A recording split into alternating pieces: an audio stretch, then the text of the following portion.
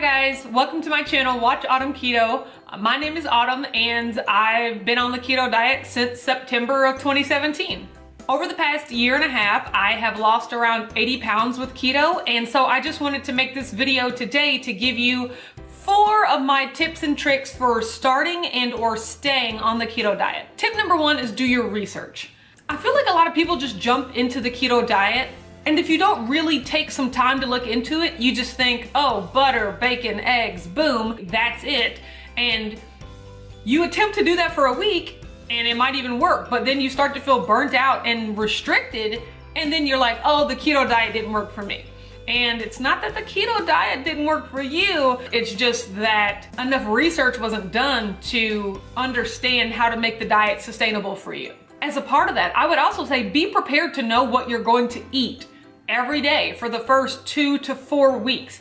Having a plan, especially when you're starting a new diet, it gives you something to be accountable to. If you're anything like me, whenever you're given the option or whenever you're given a food choice, you make the wrong choice. So the easiest way to not even have to worry about that is to have a meal plan, a 30-day plan of this is what I plan to eat every day for the first 30 days to keep me on track, and keep going and keep planning ahead so that you don't find yourself in situations where you're out stranded and you don't have any food and a Cinnabon's looking real tempting and you didn't prepare yourself. So preparation is key. Tip number 2, and this was something that I really had to learn the hard way. Start with food that you actually like. So when you look up ketogenic recipes, there's gonna be a bunch of stuff like MCT oil and psyllium husk and xanthan gum and just all these weird ingredients that you probably have never heard of. And that's okay, because that stuff is totally optional. There are plenty of lists on the internet of foods that are acceptable on the keto diet. Get that list, circle the foods that you already like, and start with those. I can tell you from my own personal experience, the weekend before I decided to start the keto diet, I went to Sam's Club and I bought $400 worth of food that I had never even thought about eating in the years prior, just because I knew you could have it on the ketogenic diet. Secret keto confession, I don't really like avocados, and that's okay. But I knew that avocados were a staple of the diet, so here I go buying all these avocados, and guess what? They went bad. I bought a jug of MCT oil. For what? Guess what? It is literally still sitting in my pantry unopened a year and a half later. I bought chicken meatballs, just a bunch of things that didn't make sense for me to eat when I know for a fact that I already love butter, I already love eggs, I already love bacon, I already love broccoli and cauliflower and olive oil, and that's exactly what I ended up eating the first few weeks anyway. So all that stuff was just sitting in my pantry going bad because I went right out the gate trying something new. The ketogenic diet is gonna be new enough. You don't need to be introducing new foods while you're just trying to get acclimated to the diet. Tip number 3, no cheats for at least the first 90 days. One of the things that the keto diet has taught me was that there's just no way around it. To lose weight and to get healthier, you just have to consistently eat properly. That's it. In regular diet culture, we've gotten so used to, I can eat well during the week and then go on a 2-day binge on the weekend. And then Monday I start it all over again. And by Friday and Saturday or Saturday and Sunday, I'm going crazy. Like, there's no way around it. If you want to be successful, you've got to follow the plan for more than just a week. You're never gonna be successful if you don't have 2 key things: discipline, consistency. That's all it takes to be successful at anything. So when you're thinking about that in terms of your diet, be disciplined. Just eat the food that's part of your food plan consistently for at least 90 days. And my thought process is, if after 90 days you want a cheat meal or a cheat day or something, I'm personally okay with those. That is something that you're gonna have to reconcile when you do your research and figure out what kind of keto diet you wanna do. And if you can go longer than 90 days, if you can just go on the diet and not cheat ever, more power to you. That's even better. That is optimal, best case scenario.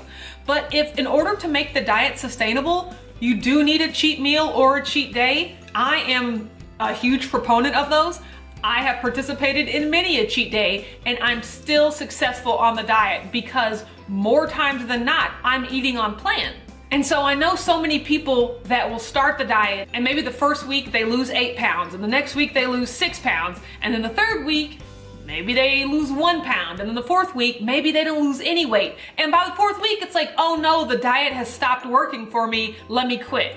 And that is not the case. Your body needs time to adjust. And it's gonna take longer than 4 weeks. For me personally, the first month I was on keto, I lost 8 pounds. The second month I was on keto, I lost 8 pounds.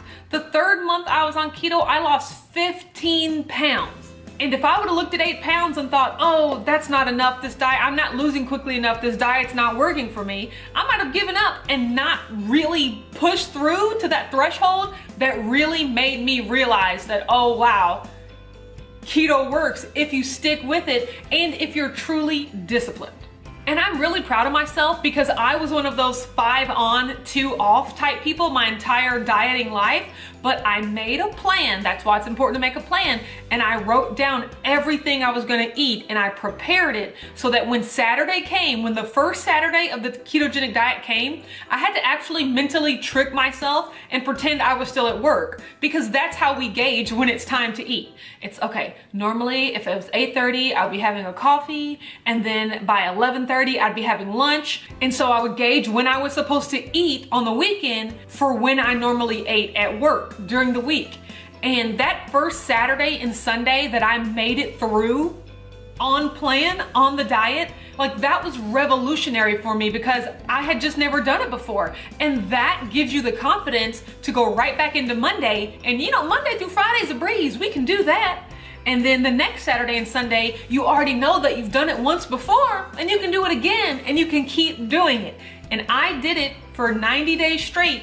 And it shows you that you're not a slave to food. You're not a slave to your cravings. You can make a plan, you can stick to a plan, you can eat delicious food, and you cannot feel deprived. All right, and my last and final tip number 4, find a keto community. If that's on YouTube, on Instagram, on Facebook, with people you know in real life. That's one of the most surefire ways to remain accountable and really understand that you're not alone in your struggles. I'll tell you one thing you are alone in, making sure that you're doing the work. No one's gonna force feed you keto food. You have actually got to make the choice to put the correct food in your body every day. No one else can do that for you. And in that, you are completely alone. But in your struggles, in your temptations, and your desire for new recipes, and your desire to vent, there are tons of people out there going through the exact same thing that you are. And to find that and to read that and to really realize that you're not alone or something's not wrong with you because for 30 days in a row, you're doing great. And for day 31, you just want to flip a table because you have such a bad craving, to realize that that's normal and everybody feels it, and just to work your way through it and to let the community know your struggles. And it's also a place for great information. People are always sharing information, recipes, tips on fasting, tips for exercising. There's so much information out there, and it's so much more meaningful when it comes from a person that you know is going through the same things that you're going through. So you're already on your way with step 4 if you're watching this video, because you're already part of my community, and I really, really love that. And I'm glad you're here. And I want you to know that if I was successful, if I, the person that tried so many diets, Weight Watchers, Jenny Craig, juicing, vegan, everything, I've tried everything.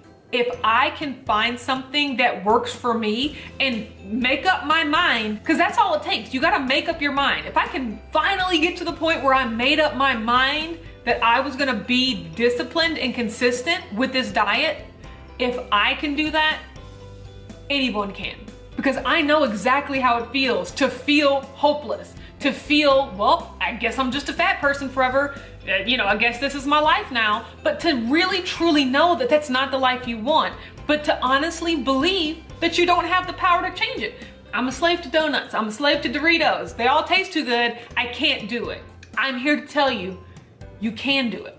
You can, but you have to make up your mind, and you have to be disciplined, and you have to put it into action.